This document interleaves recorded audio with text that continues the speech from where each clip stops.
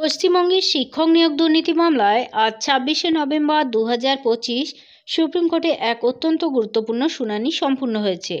বিচারপতি সঞ্জয় কুমারের বেঞ্চে চলা এই মামলায় স্কুল সার্ভিস কমিশন এসএসসির ভূমিকা নিয়ে কড়া পর্যবেক্ষণ দিয়েছে দেশের সর্বোচ্চ আদালত।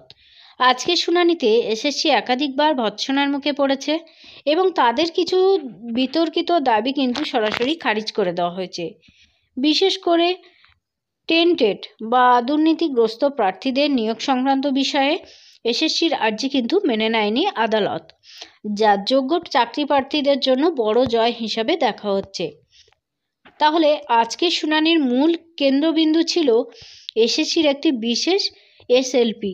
কমিশন আদালতে জানিয়েছে যে আদালতের পূর্ববর্তী রায় অনুযায়ী টেন্টেড বা দাগি তালিকায় অন্তর্ভুক্ত বিশেষভাবে সক্ষম পিএইচ প্রার্থীদের নতুন নিয়োগ প্রক্রিয়ায় সুযোগ দেওয়া উচিত, কিন্তু সুপ্রিম কোর্ট এই দাবি কিন্তু সরাসরি নাকচ করে দিয়েছে।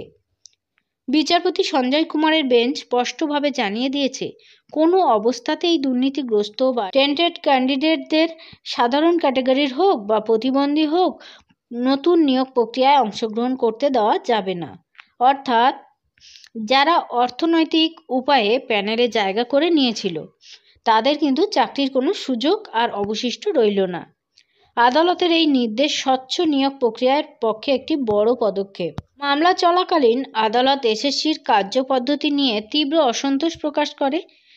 সুপ্রিম কোর্টের পর্যবেক্ষণ অনুযায়ী ২০১৬ সালের নিয়োগ প্রক্রিয়ায় সেই সময়ের নিয়ম এবং প্রার্থীদের নিয়েই কিন্তু সম্পূর্ণ হওয়া উচিত ছিল, কিন্তু কমিশন নতুন শূন্যপদ যোগ করে এবং নতুন করে নিয়ম পরিবর্তন করে পুরো প্রক্রিয়াটাকে জটিল করে তুলেছে।